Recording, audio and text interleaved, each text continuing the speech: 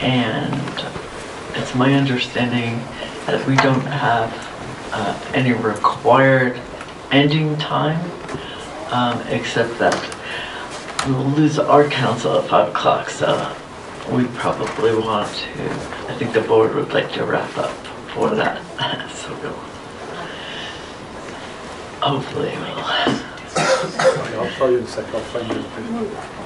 And we are now out of closed session.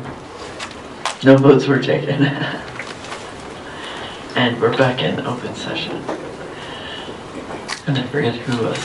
Chairperson, CLF has no non-confidential questions for Mr. Niland. I would like to renew the earlier request that the board declassify the material that was heard in closed session. And if I may, I have what I hope will be a friendly suggestion about how you might address that. CLF's request that the closed material be open is important, but is not time sensitive. And I would respectfully suggest that you wait until the transcript of the closed session is available, take a look at it and compare the nature of the material that was addressed in closed session against Mr. Blazer's 2 stated reasons for keeping it confidential, and then make an appropriate decision based on the transcript when you see it. As I say, the matter is important, but it is not time sensitive. Sure. Could I also join in that before you respond, Michael? Then you can respond to both of us at once. I join in that. I believe that nothing came out in the closed session that was in any way sensitive, especially considering the fact that the capacity supply obligation for Unit 1 is long gone. So these documents, the dates we discussed in relevant matters are basically history.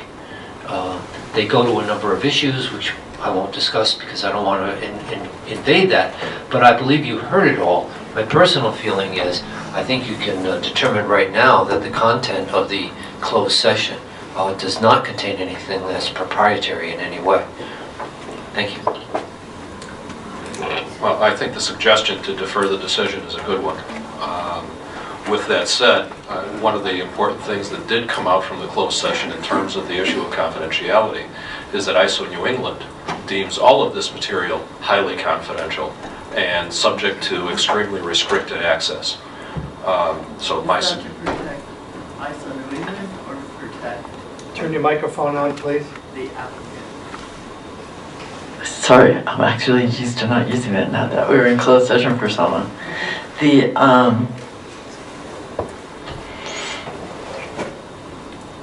ISO New England keeps it confidential, not for its own protection, does it? Isn't it for the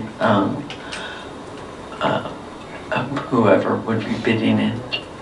I think actually, and we can address this in what I will suggest will be briefing on this issue once the transcripts are available.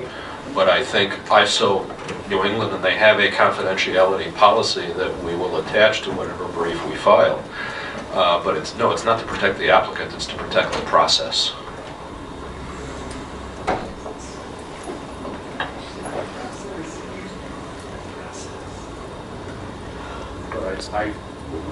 With all that said, I do think we're in agreement to defer this for now, and I would suggest we either brief it separately or as part of the post-hearing briefs, however you prefer to handle it.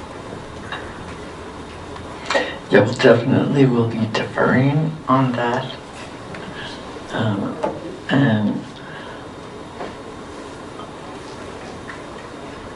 think about whether you want a separate briefing from final briefs, or if you want to include it in that, or just stand on the arguments that have been made. CLF is happy to stand on the argument that we made last week. The materials that we're talking about have to do with Invenergy's achievement. All right, I'm going to object. to the extent Mr. Elmer is not going to start talking about what the materials are that we're talking about, that's inappropriate. That was in closed session. Again, we've already agreed to defer the decision for today. I don't think any further discussion on it is appropriate. I would suggest that the matter be briefed separately. There will be a page limit on the final briefs that I think that the parties will want to use for their argument on that matter. And you can just think about whether you actually want to do separate briefs. We'll address that at the close of this hearing. Or any briefs on this matter. I'm just suggesting that we just, for efficiency's sake, maybe the arguments have already been made and could be considered, but I'll leave that up to you, Chair. Well, CLF certainly agrees with that. The arguments have been made. Briefing is not necessary. I was not about to disclose any matters when Mr. Blazer interrupted me in mid-sentence. The subject and the FCTS forms are Invenergy's critical path schedule milestones and the extent to which they were or were not achieved. All of that is now irrelevant since there is no CSO, there are no CPS milestones. The matter simply isn't confidential anymore and need not be briefed. The chair can look at the transcript and make an appropriate decision. the town agrees with CLF. We don't feel the need to file a brief. This is historical information at this point. Well, given that the whole reason for Mr. Elmer's request in the first place was that this information was allegedly a matter of great public interest, I do think it is important for this board to understand how it is that Mr. Elmer claims that this is in fact a matter of great public interest. And we can either address that at the close of the hearing today or in a post-hearing brief of some sort. But I think it's important that this board understand why Mr. Elmer created this issue, how he created it, and why he now continues to push on it.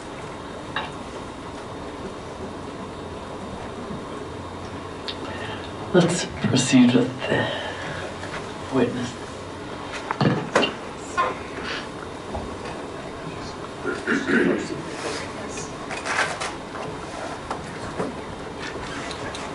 Is it me? Are you all sitting?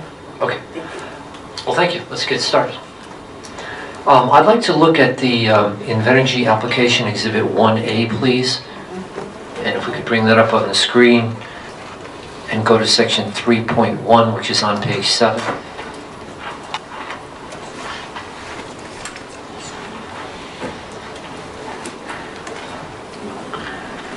Thank you. And if you could, at the top, very top of the page, the first full paragraph just below the sole bullet, yes. So, Mr. Niland, you're familiar with the application that was filed at this board, correct?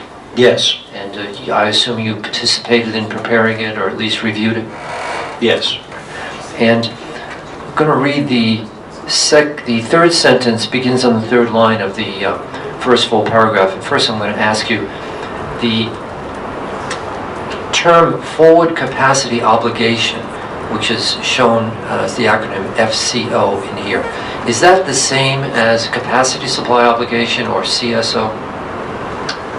Yes, I think it's used in the same sense. That's what I assumed. So I just wanted to confirm that. So let's read this, these two sentences at the end of this paragraph. It says, the ISO operates a forward capacity market to ensure the reliability of the New England power supply and assign forward capacity obligations, parens FCO, parens, to generation suppliers. Invenergy will offer CREC into upcoming forward capacity auctions, and once CREC is awarded an FCO, Invenergy will construct the project. And that's what Invenergy told this board, correct? Yes. Mr. McElroy, what page are you on? That's page 7 Okay, thank you. of Exhibit 1A, and it's under the paragraph number 3.1.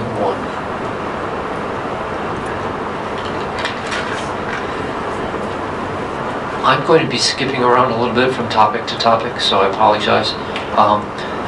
So sometimes it's going to be a hard transition. You're familiar with the Barrington Land Trust? Vaguely. Okay.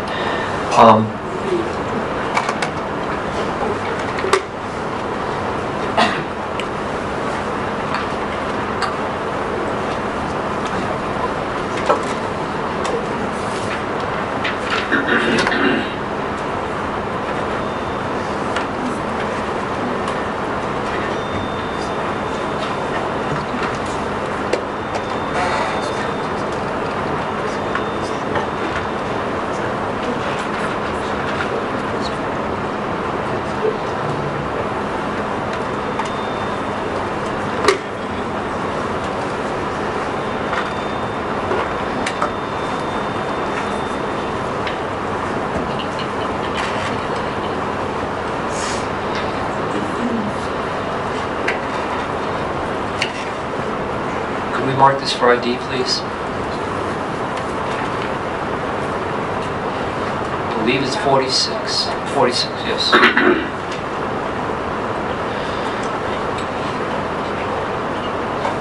Mr. Niland, I've handed you a package of documents that have been marked as Town ID 46. And on the top is an email from Michael Wood. You know that Michael Wood is the town manager of Barrington, correct? Yes. And it's an email to you, correct? Yes. It's dated February 10th, 2016, correct? Yes. Do you recall this email? Not offhand. I mean, Do you want to take a minute to have you had a chance to take a look at it? I just scanned it. No, I don't think there's any sense to read the whole thing. I mean, Well, this email transmits to you a letter to Mr. Wood in his capacity as the town manager dated February 9th, 2016 from the Barrington Land Trust, correct? yes.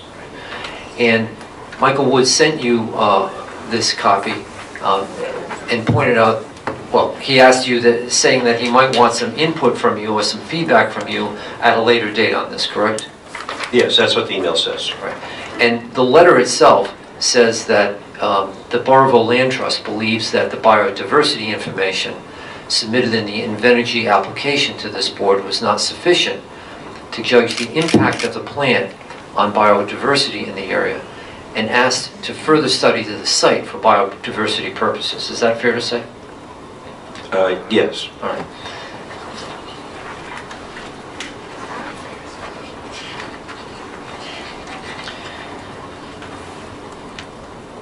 Could I move this forward, please? I'll object. No, I'm actually not going to object on time limits. We've both been doing that, so I won't do that. But we've never seen this before in this docket. I would remind the board that the Barrington Land Trust submitted public comment in this docket on March 7, 2016 and March 21, 2016. That's what I'm looking at right here. And that comment that was submitted in this docket were submittals to US EPA Region 1 requesting that they require an environmental impact statement, and then a subsequent one basically following up on the original one. So Barrington Land Trust has already submitted whatever comments they wanted to.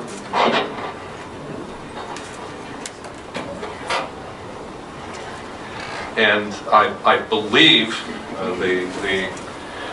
subject to check, that the Barrington Land Trust also sought to intervene in this proceeding, and that request was denied. So this appears to be, with all due respect to Mr. McElroy, an effort to try and get in through the back door, something that, number one, this board didn't allow through the front door, and evidently the Barrington Land Trust on its own didn't seek to bring in through the front door. So we object. The purpose of this is to simply show that the town council asked Invenergy to let us have the Barrington Land Trust get on the site to do a site inspection and to begin to perform, at the sole cost of the Barrington Land Trust, a biodiversity study, and that it was rejected. So in the next emails coming up, we have the email exchange between Mr. Wood and Mr. Niland, in which Mr. Niland informs Mr. Wood that the request for access to the site had been rejected. It's not to put in any evidence, but to simply show that what we believe was a lack of cooperation in getting the biodiversity work done. And the biodiversity work is a matter between Invenergy, RIDEM, and potentially the Army Corps. So I don't see the relevance of that.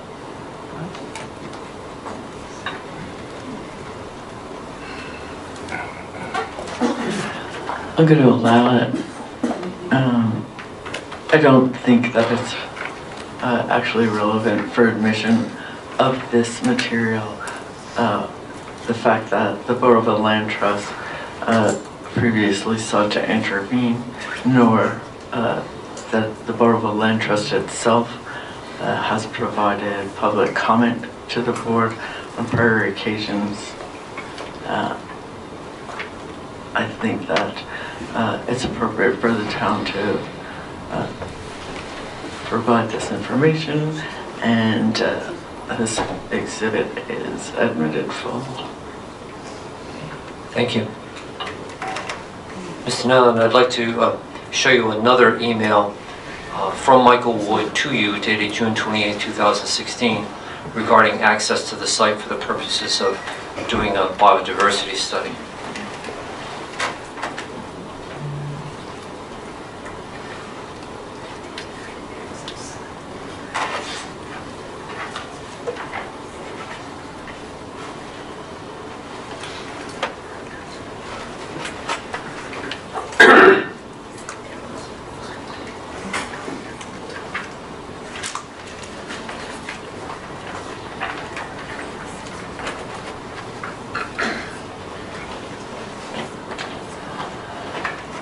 And I believe we'll be marking this for ID as Town 47.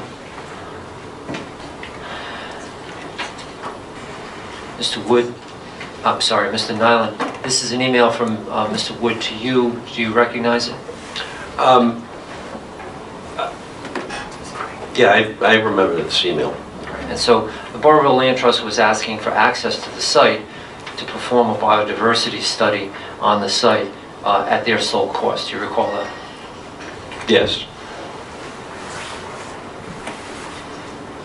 And you eventually responded back to Mr. Wood in July. Do you recall that? Yeah, I don't recall specifically what I said. I have it. I'm going to show it to you. Could I move 47 full, please? Before I determine whether or not I want to object, Chairperson, I'd like to get an explanation of why we were never advised that this series of emails was going to be addressed in some fashion, since we've received no prior notice of this. Again, I don't want to go down the road of suggesting sandbagging. We've all been introducing documents, although I will say all of the allegedly new documents that we've introduced in the course of this proceeding were always documents that were referred to by witnesses in their materials. Neither this nor the prior document fall into that category. So I think we're entitled to an explanation of why this hasn't been raised before we determine whether or not it's objectionable. Chairperson, we're on cross-examination. These are emails between the town and Mr. Niland, and I think it's perfectly appropriate. Well, actually, that's the exact argument that Mr. McElroy has repeatedly used when we've raised documents on cross-examination. That's not the answer. So I'm going to object. This is dramatically out of time. It's not referred to in anything else in this record. I would point out for the record also, Barrington Land Trust is a private entity, so this isn't the town asking for access. This is a private entity through the town asking for access. We've never been advised that this was going to be addressed. None of these documents have been referred to in any of the pre-filed testimony from either the town or any of its witnesses. It's just inappropriate.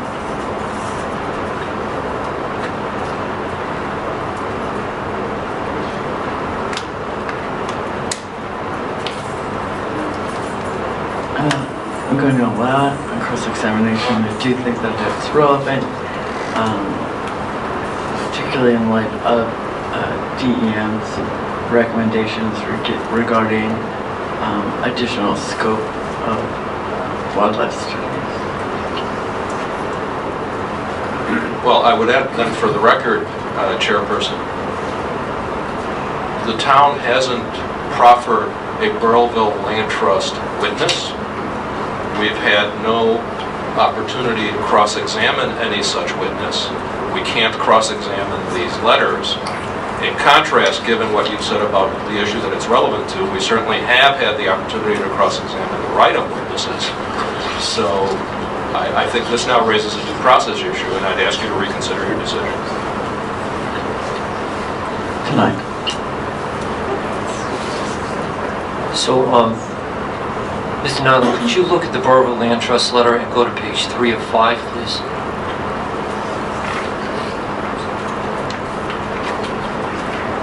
And on page 3 begins a list of the consultants and brief professional biographies that the Burrillville Land Trust wanted to bring to the site to walk through the site for the biodiversity study, correct? Yes, this is a list of the folks that they were proposing to bring. And on page 3, it identifies Richard Esner, who was a conservation biologist for 37 years, Julia Crowley Parmentier, a PhD in geological sciences at Brown, Brian Blaze, a professor of science and technology at Bryan, Dr. Edinaldo Tibaldi, an associate professor of economics at Bryan, Paul Roselli, who has a BS in plant and soil science and is the president of the Burrillville Land Trust, Douglas McGrady, a botanist, Ray Hartenstein, an aquatic invertebrate specialist, Carlos Pedro, an ornithologist, Tim Faulkner, a reporter at EcoRI, and Ambar Espinoza, a reporter for NRI, National Public Radio, correct? Yes, that's the list of folks.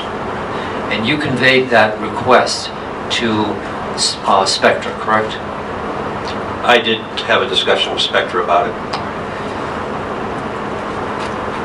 I also had a discussion with Dr. Edinaldo Tibaldi and asked him if he was aware that his name was on this list. And he was not really aware that he was being included into this.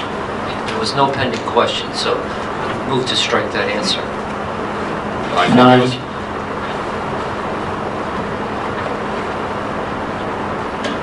So once you got an answer from Spectra, you conveyed that answer to Michael Wood, didn't you? Yes, I believe so. And the answer was no, correct? That's correct.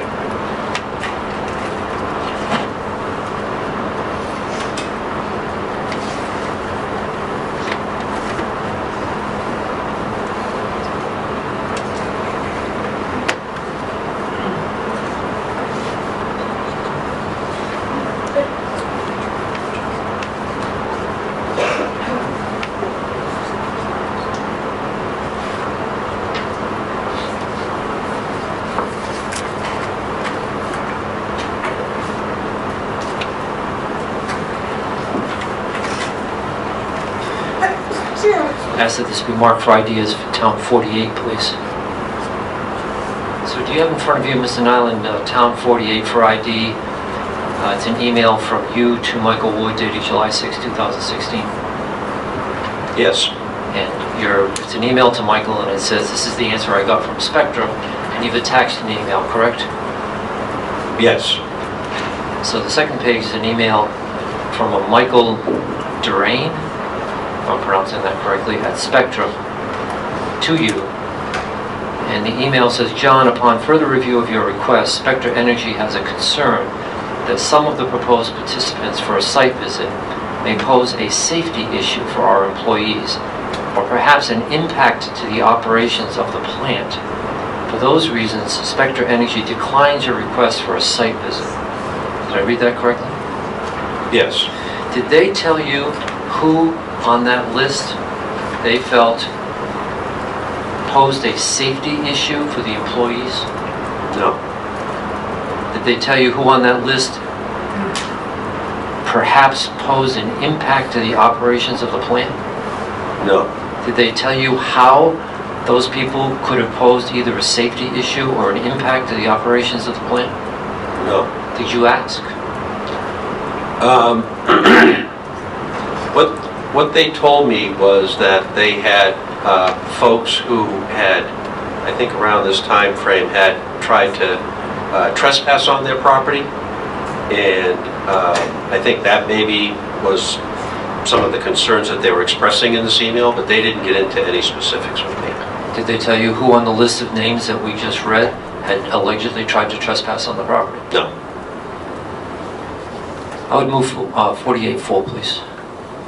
Well, I'm not going to object to this one, but I would ask if possibly during the lunch break, if Mr. McElroy has more documents that we've never seen before that he intends to use, that he provide copies to us so we don't have to go through this in the course of his examination. So will it be full then? Yes, it will be full. And will you have additional new documents to introduce later? A lot depends on the course of my cross-examination as to which ones I choose to use and which ones I don't choose to use. They're all sitting right here, and I will give them, they can look through this file of documents during the lunch break if they choose. So I'm happy to do that. I'm not sure if that was a yes, but I'll try and work it out with Mr. McElroy when we break. So It was definitely a yes. You can. These are the documents, and if you want to go through them, you can feel free to do so. I can't guarantee you I'm going to use all of them. Hopefully you won't. I agree. All right, thank you both for agreeing to work this out.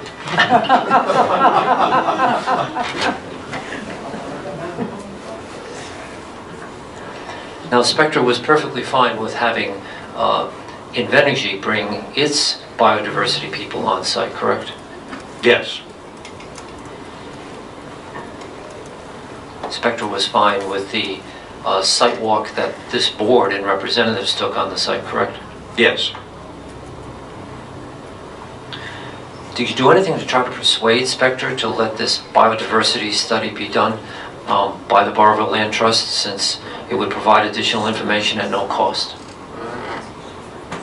I transmitted the letter to Spectra, told them that this was a request of the town.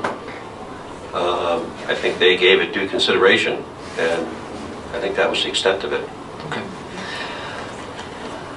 Now, in your filings, you prepared an analysis of alternatives for the Clear River Energy Center, including a no-action approach, correct? Yes. It's another one of those hard transitions. So, that analysis of alternatives is required by this board's Rule 1.6b16, which provides that the application include a study of the alternatives to the proposed facility, including alternatives as to energy sources, methods of energy production, and transmission and sites for the facility, together with the reasons for the applicant's rejection of such alternatives, correct? Yes.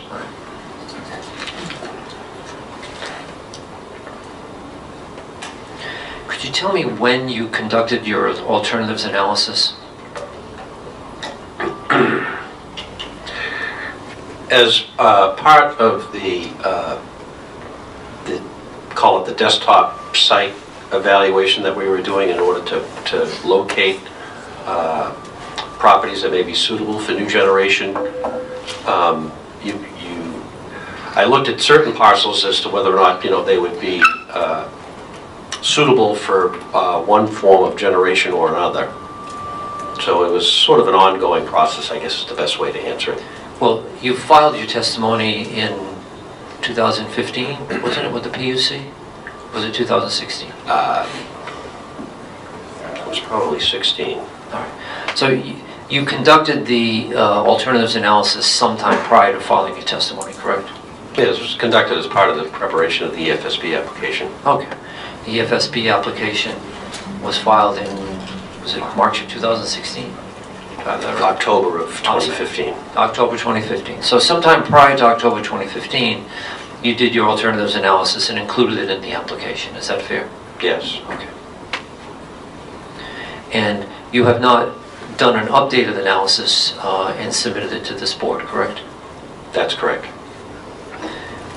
Would you agree with me that a lot has happened since you filed your original EFSB application as it relates to alternatives to the Clear River Energy Center in the ISO New England market?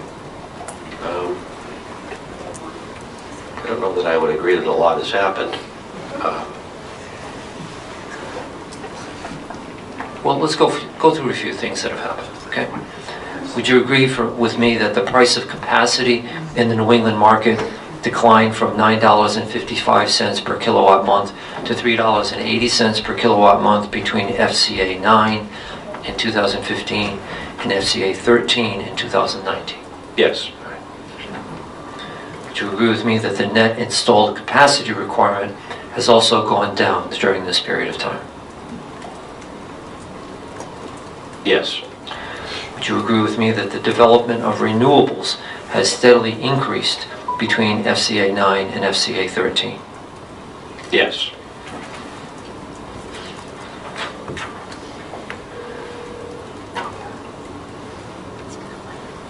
Would you agree with me that most of the major new resources attracted by the forward capacity market are natural gas-fired generators with the ability to start up quickly? Yes.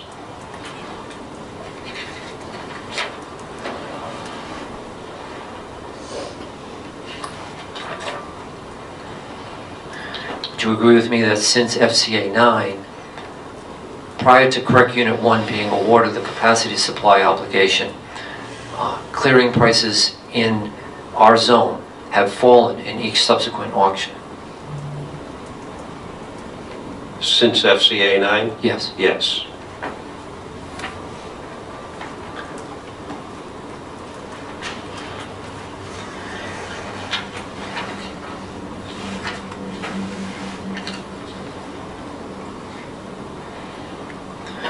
And the most recent price in FCA 13 of $3.80 per kilowatt month is about 50% less than the results of FCA 10, which is when Kirk Unit 1 was awarded to CSO, correct? Yes. And would you agree with me that the SENE zone did not separate out from the other zones in FCA 13? In other words, the price was the same. Yes. Would you agree with me that ISO New England had no problem in FCA 13 procuring sufficient resources in the SENE zone, even without the disqualified Clear River Energy Center? I don't know if ISO had a problem or not. Are you aware of any problems that they had clearing enough resources? I'm aware that there were a number of resources that attempted to delist. Are you aware that there were a number of resources that were participating in the auction that did not get awards?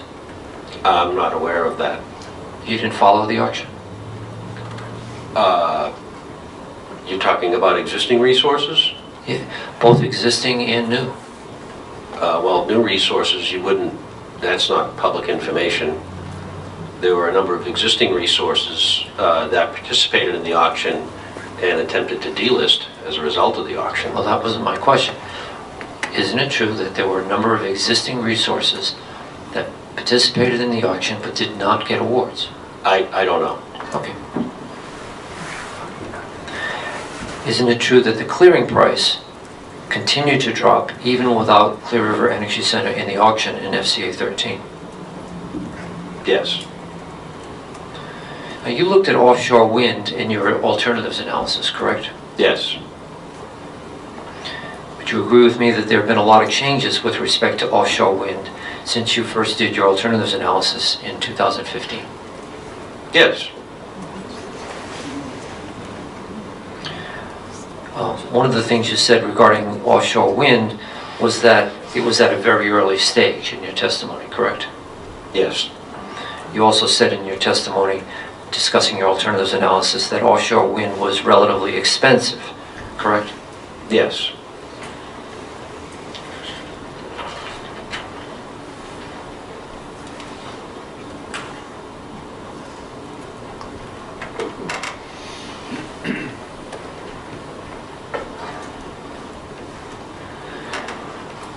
In your capacity as the project manager for this project and the other projects you've done, you're familiar with ISO publications, correct? Yes. Are you familiar with the ISO's Regional Energy Electricity Outlook? Yes. That's one of the publications that developers look at, correct? Sure. Yes. I ask you to look at one page.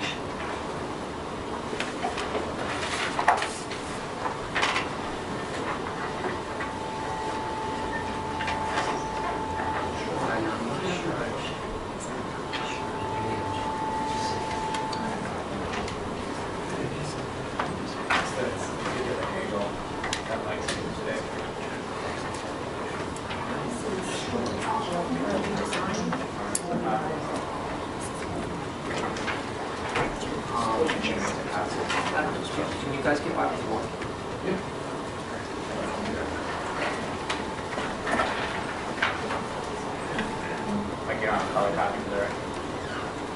I don't think we need color. It doesn't need to be color either, I don't think. Do you know what this is from? It's from the ISO's 2019 Regional Electricity Outlook, page 22. And we're going to mark this as 49, I believe. Mr. McElroy, what's the date of that publication, or is it just 2019? I believe, all I have is this one page, so Okay. I don't have the whole thing, but I do know it's 2019. I don't know when it was issued. Have you had a chance to take a look at the page, Mr. Yes. And I'm just looking at the wind power section of this page and ask you if you agree with the statements that ISO has made here. The first is, in 2018, the amount of new wind power seeking an interconnection in New England was for the first time more than double the amount of natural gas-fired generation proposed. And today there are 4 times more wind power proposals than natural gas. Do you agree with that? That's what that says, yes. Your experience is consistent with that? Yeah, I have seen a lot of interest in offshore wind.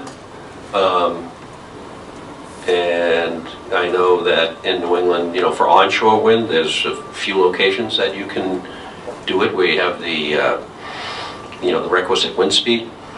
So.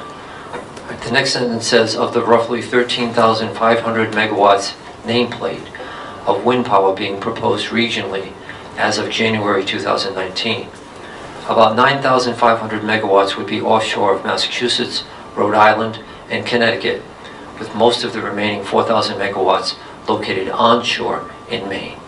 Is that correct? Yes. Consistent with your experience? Yes. The next sentence says, Massachusetts utilities have executed contracts subject to regulatory approval for 800 megawatts of offshore wind to be online by 2023, with plans for an additional 800 megawatts of offshore wind by 2027. Connecticut and Rhode Island utilities have also negotiated contracts for offshore wind to be online by 2023. Do you see that? Yes. Do you agree with that? Yes. Now, are you aware that the Rhode Island Public Utilities Commission is currently considering approval of a 400 megawatt offshore wind facility contract known as Revolution Wind in docket 4929? I'm familiar with that, the proposal. I'm not, intimate with its details, though. Do you at least know enough about it to know that the proposed price is under 10 cents a kilowatt hour? I wasn't aware of the price. Are you aware that the docket is currently pending at the Public Utilities Commission? No, I was not. Are you aware that advisory opinions have been issued to the Public Utilities Commission from the Office of Energy Resources, the Department of Commerce, and the Department of Environmental Management recommending approval of the contract? I was not aware of You're that. not aware of that? Okay. Could I move 49 full, please? Is there any objection? I think it's an excerpt. I just went on the web. The full document's available. I would request that the full document be introduced rather than a one-page excerpt. No objection. I have no objection to that either. I don't have a copy of the full document, but I can provide it later. Very well. The entire document will be admitted as a full exhibit.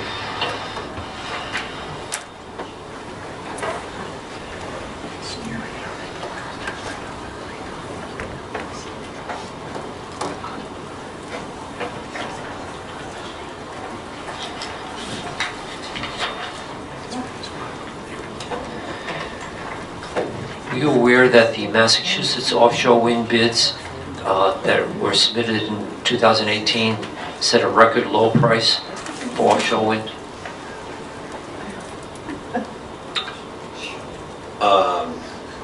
Set a record low price. Well, let me just ask you this. Would you agree with me that the Massachusetts bids that were received on the offshore wind were very low price? They were a low price, yes. Now, all of this information that we've just discussed about offshore wind, that was not available to you in 2015 when you developed your alternatives analysis, correct? That's correct.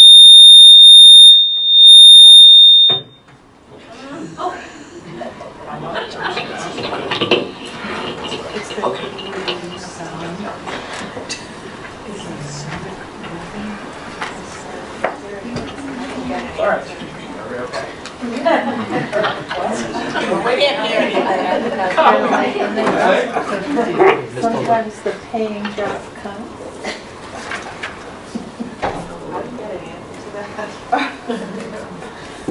I think he said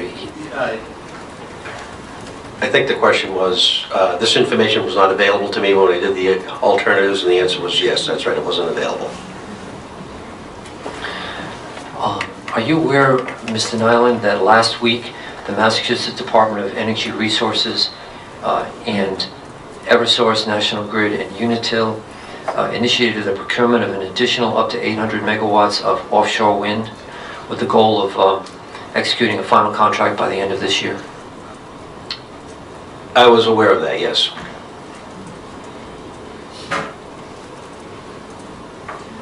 Now, I'd like to talk a little bit about Canadian hydropower. As far as I could tell from your alternatives analysis, you did not consider a baseload transmission line providing Canadian hydropower into New England when you developed that analysis. Is that correct?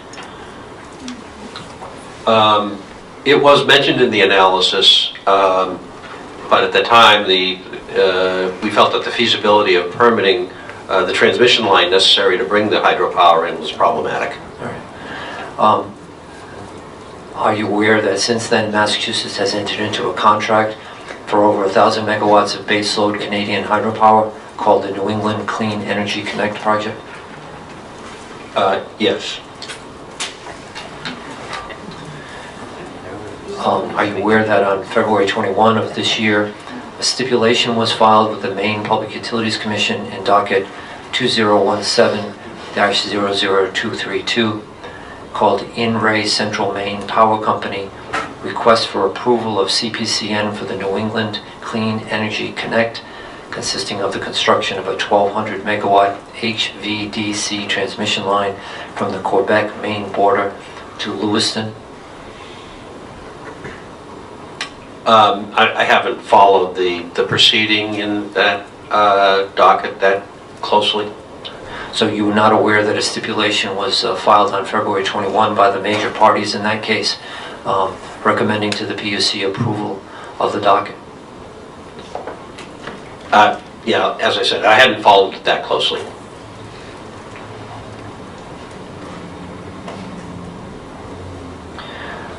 Are you aware that this past Friday, on March 29, the Maine Public Utilities Commission staff recommended approval of the stipulation to the PUC? I did see that, yes. This power would come into our zone, correct? Yes.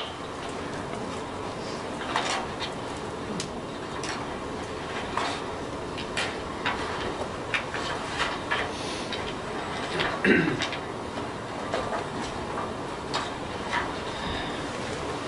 what I'd like to do is I'd like to bring up in Energy Exhibit 59, which is the pre-file testimony of John Niland at the Public Utilities Commission.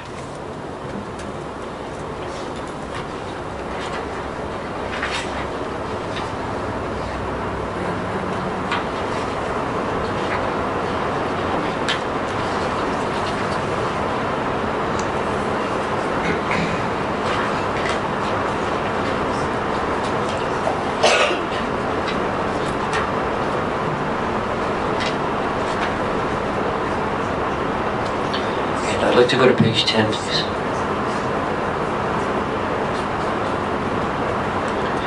Down at the bottom on line 16. The question is, did the alternative, and you filed testimony at the PUC in this docket, correct? You recall this? Yes. Did the alternative analysis focus on a specific region of New England was the question on line 16. And the answer says, beginning on line 17, yes, we focused on the southeast New England SENE region. Any new resource must be selected by the ISONE through the ISONE's Forward Capacity Auction, FCA, capacity procurement mechanism to ensure that the ISONE power system has sufficient resources to reliably meet the future demand for electricity. The FCA is a market-based approach to determine both system-wide and localized needs for both existing and new generation capacity through a competitive auction process designed to select the portfolio of existing and new, going to the next page, resources needed for system-wide and local reliability with the greatest social surplus. The overall system-wide and local reliability needs of the region can be determined by looking at prior auction results to see where there was insufficient generation to meet the demand, which resulted in high clearing prices. In the last few auctions, the SEMA/RI zone cleared at the cap price, which indicated there is a need for new generation within the zone. Did I read that correctly? Yes. Is that still a correct statement as far as you know? Yes. Since the clearing at the cap price that you're talking about, which I assume was FCA 10, is it true that the subsequent auctions have cleared below the cap price? Yes. I'd like to look at page 18, please.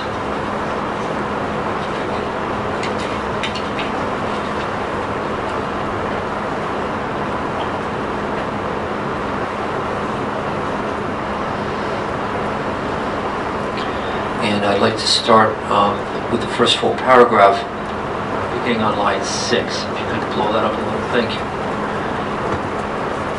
It says, I want to emphasize that long-term development of renewables, especially of wind and solar resources in the region, should and will be pursued in the future with increasing investments in renewable energy resources, onshore and offshore wind, and PV solar, the percentage of time that natural gas electric generation facilities will operate will likely be reduced, as a great percentage of the region's energy supply will be met by increasing renewable energy resources. Did I read that correctly? Yes. Is that still a correct statement? Yes. And as we've pointed out, Rhode Island and Massachusetts are aggressively pursuing these resources, including offshore wind, correct? Yes. Now I'd like to go to the Public Utilities Commission hearing transcript of July 25th, 2016, if you have that available, and I'd like to go to page 71. Yes.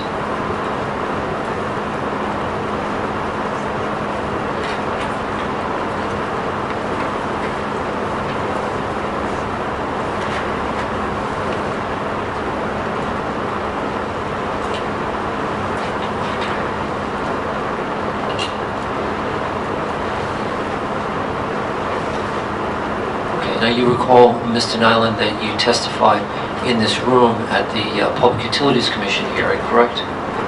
Yes. And you recall that I cross-examined you at that time, correct? Yes. So I'm going to refer you to some of the excerpts from that cross-examination. And starting on page 71, you see where it begins cross-examination by Mr. McElroy. Yes.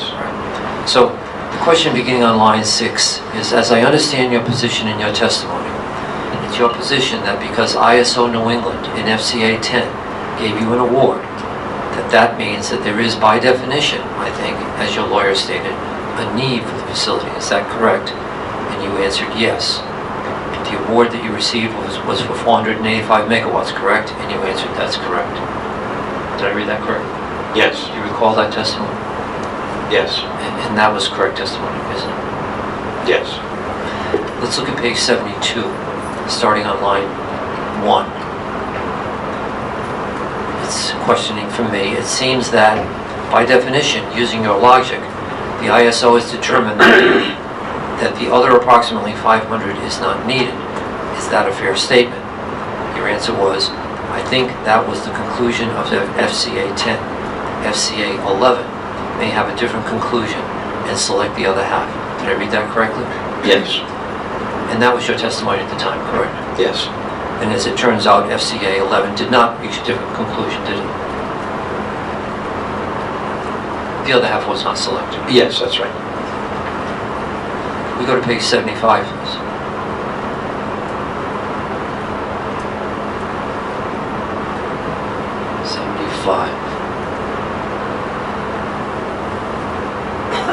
Line 8, please. So, again, questioning from me. And so, as a result, would you agree with me that the growth of renewable energy resources in Rhode Island over time will reduce the state's dependency on electric generation, such as that provided by your facility? Your answer was yes. The question would be, how long will it take, correct? Yes. Starting on line 18, my next question is, how long do you expect your facility will remain online? And skipping down to line 24, you answered, typically facilities like this have a design life of around 40 years. So I would expect that it would be online for at least that long. If you look at the existing fleet of generation that's out there, as noted earlier, a lot of existing generation capacity is over 40 years old on. So, question for me, in fact there are some that's over 50 years old, and your answer was, and some over 60, correct? Yes. Going down to line 19, I asked, what I would expect is that as renewable generating capacity, I'm sorry, that's your answer, I apologize. Continuation of the discussion on this. As renewable generating capacity is added to the system, and we've seen this elsewhere in the US, you know, facilities like Clear River would actually be displaced by wind and solar when they're operating. Did I read that correctly? Yes. And that's a true statement, isn't it? Yes. Could we look at page 77, please? Line 9. I asked, at some point in the future there won't be a need, yes, that's still me, there won't be a need, or certainly as much of a need, for your proposed facility once this development of renewable resources takes place. Is that correct? And you said, yeah, I would agree with that statement. Correct? Yes. Let's look at page 78, please, line 18.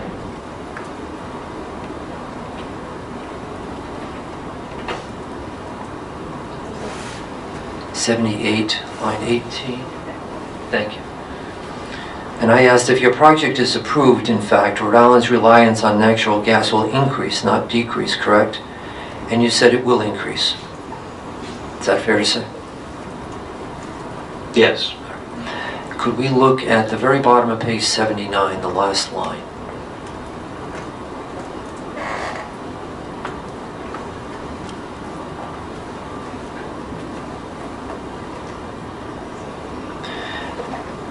And so it starts, all right, that's fair. This is my question to you. On page 11, lines 5 to 10, you talked about the last few ISO auctions. And you talked about the SEMA, S-E-M-A, Rhode Island zone, clearing at the cap price. And your answer was yes.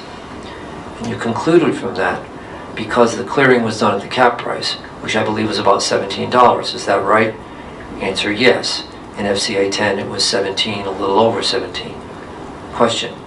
And that indicated, I think the quote is, quote, which indicated there is need for a new generation within the zone, quote. Did I read that correctly?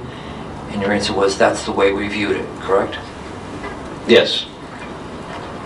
Could we look at page 82, please?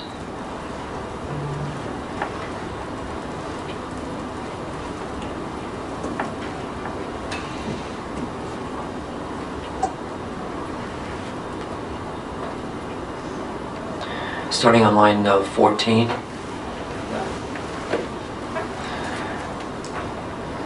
So on line 14, I started the question, in the last auction, what was the cap price? And you answered, I want to say it was $17.80, somewhere thereabouts. I can't remember the number specifically.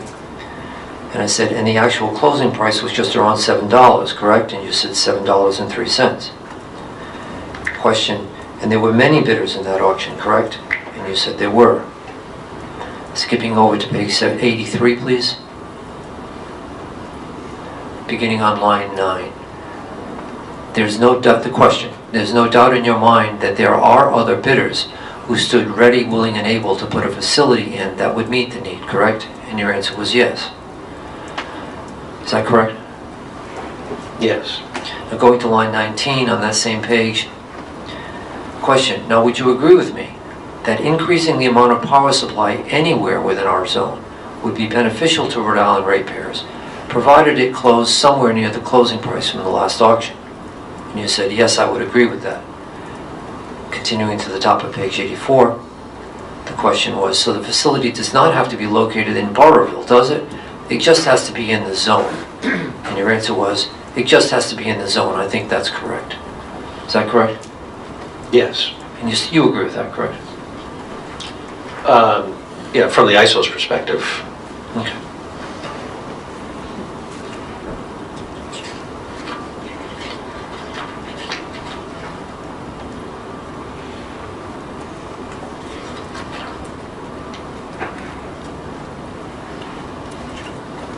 Could we look at page 108, please? Line 12.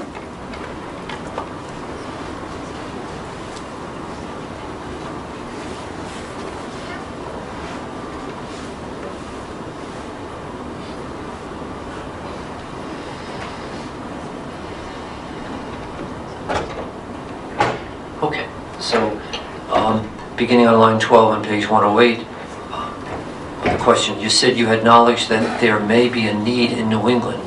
What do you base that knowledge on? And your answer, just really looking at the capacity, the clearing prices within the various zones, and looking at published reports that the ISO had put out. That was your answer, correct? Yes.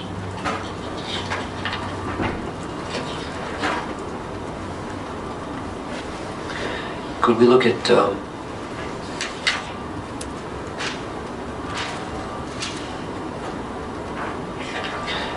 bottom of page 112, please?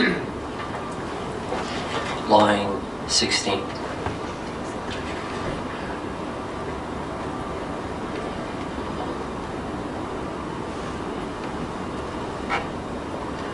So this is just to give us context. It's a long answer. So the question was, well, I mean, does that mean if Invenergy doesn't get built, what happens? And I apologize for the inartfully worded question, but it just sets the stage for the response. And I'd like to look at your response on page 113, beginning at line 14. So you stated that, but I think as evidenced by a lot of the questions that we've received on the project, it's very difficult to go and try to apply for a permit for a project that hasn't cleared the auction, because the argument, certainly an argument that CLF has made, well, the project isn't needed. If you haven't cleared the auction, there's no need. Why should you get a permit? So you find yourself in this unique dynamic, putting your applications in, hoping you're going to clear the auction, thinking that you will, but being at risk with that. Did I read that correctly? Yes. And that's still the way you feel, correct? I think getting a CSO is part of the, call it the calculus that goes into determining need. Okay. Could we look at the memorandum of law filed in docket 4609, please? Do you have that in the talk to him.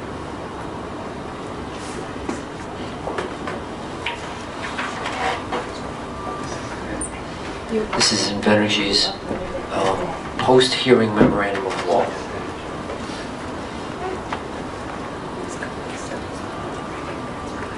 While you're getting that up, so if it were an equation, what else would be in the calculus? Well, I think the auction, you know, the CSO, it's really just a one-year snapshot, right? And, you know, the facility, like what we're talking about here, has got a much longer timeline, operating time horizon, you know, spanning decades. So, you know, I don't think it's, you know, having a CSO is certainly a good indication, but, you know, we're talking about having an asset that's going to be operating for decades, and so I think you have to look at more than just that. You know, in terms of retirements, what's the generation mix, you know, all of those things. Retirements, generation mix, CSO, what else? Low growth. I mean, you know, even though the net installed capacity requirement, you know, is going down, it's, you know, the consumption of electricity is going up, and you know, if you look at the you know, the directive or the directions that the states are going in, you know, like with the Resilient Act, you know, with the electrification of you know, transportation and industry, you know, that trend of increasing use of electric generation is going to continue. So you know, I guess what I'm saying is you have to sort of group all of those things together.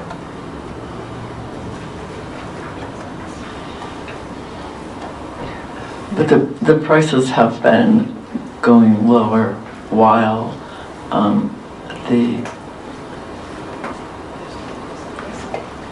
while usage is increasing. The capacity prices have, yes.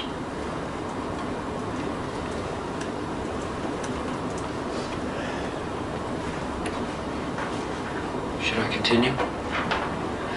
So you're familiar with the fact that Invenergy filed a post-hearing memorandum in docket 4609, correct? Yes. Have you seen this post-hearing memorandum before? I probably saw it when it was published some time ago, but... Well, let's look at a couple of the statements and I'll ask you if you agree with them, okay? Okay. This was filed by your lawyers, correct? Yes. The first one, under number 1, sub 1, says Clear River Energy Center, Crec, is needed to meet the reliability needs of the region. The ISO has determined that Crec is needed to meet the reliability needs of the region by awarding a capacity supply obligation, CSO, in its recent competitive wholesale capacity auction. Do you agree with that? Yes. Okay. Number 2, says Crec is cost justified to the consumer. That's the underlined part. And then in the third line, it says the project is cost justified because a competitive wholesale market process awarding Crec a CSO has ensured, and future auctions will ensure, that the capacity prices and the energy prices for Crec's electric generation are cost justified. Did I read that correctly? Yes. Is that a correct statement? Yes. Let's go to the next page, please. Page 2, in the heading A. It says the competitive market will determine whether Crec is necessary to meet the needs of the region. Did I read that correctly? Yes. Is that a correct statement? Yes, in part. Page 3, please.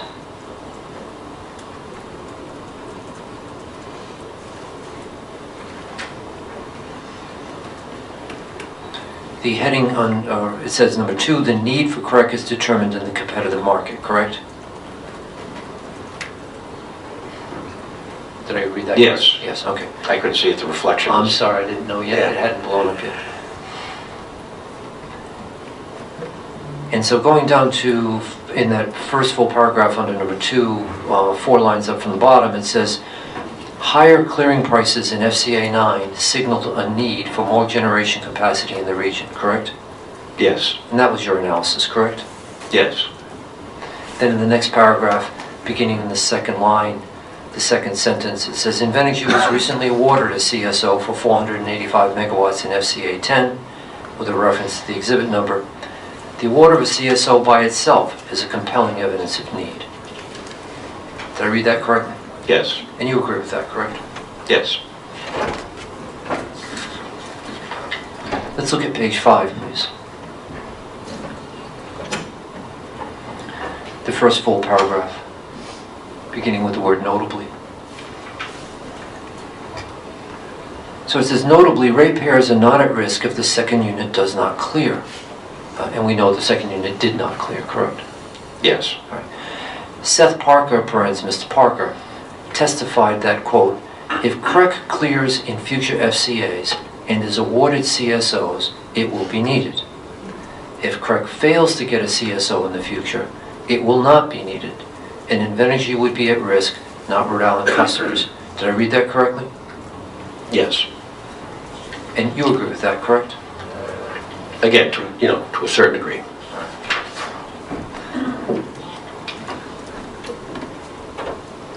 Let's look at page 7, please. Down at the very bottom of page 7, the last paragraph. It says the competitive power market determines whether CREC is cost justified. Then skipping down to the second line up, by clearing the auction and being awarded the CSO, by definition, CREC is cost justified. Did I read that correctly? Yes. Is that a fair statement? Yes. Could we look at the January 12, 2016 transcript, please, on page 121. We are now in this docket as opposed to the PUC docket. January 12, 2016.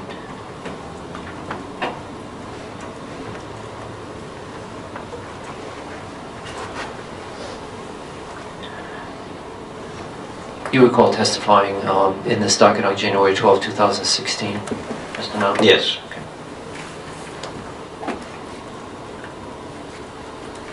All right, so we're going to start on page 121, which is the beginning of the afternoon session.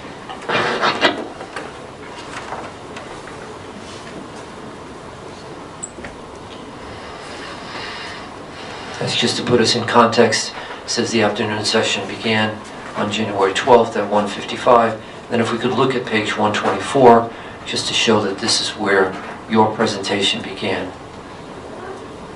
Do you see that? Yes. It says Mr. Niland, and then you made a presentation, correct? Yes. All right.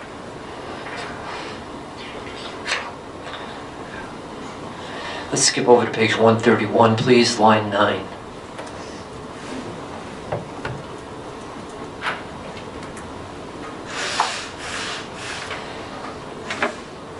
So you told the board at that time that you were currently estimating to have a cost or a value in excess of $700 million, correct?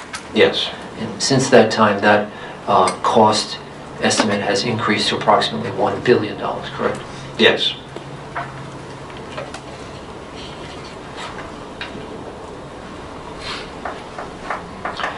Could we look at page 134, please, line 17?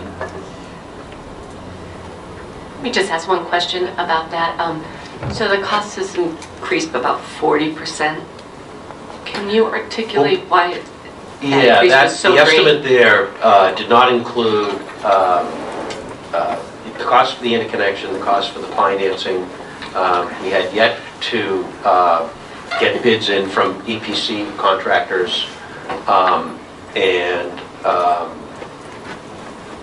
I think we were probably still, had yet to receive a quote from GE. I think, when we initially submitted the application, there were a number of different, no, I take that back. I think maybe at that time we had selected GE, but probably hadn't got the final quote from them yet.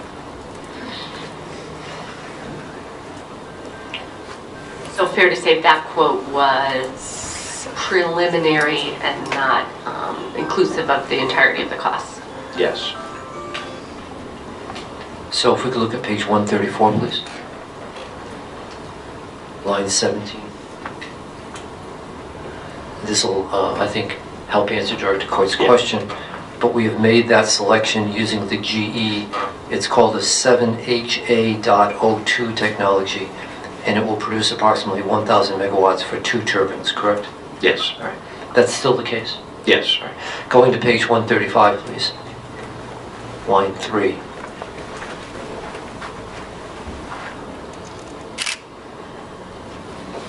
Okay, so you state there, beginning on line 3, that there will be 2 units which will really be independent of one another so that they can operate independently, correct?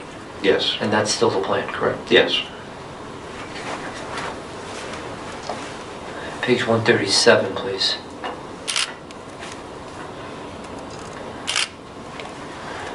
Line 11. When you made your presentation, you said the construction schedule will be approximately 30 months, correct? Yes. Page 141, please. Beginning on line 17.